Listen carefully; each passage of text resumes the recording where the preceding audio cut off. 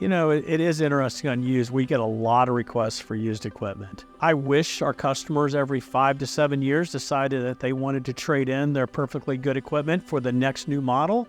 But it isn't like the new pickup truck came out. Oh, I really got to have that tailgate, and I'm going to trade my truck in and get the next new model.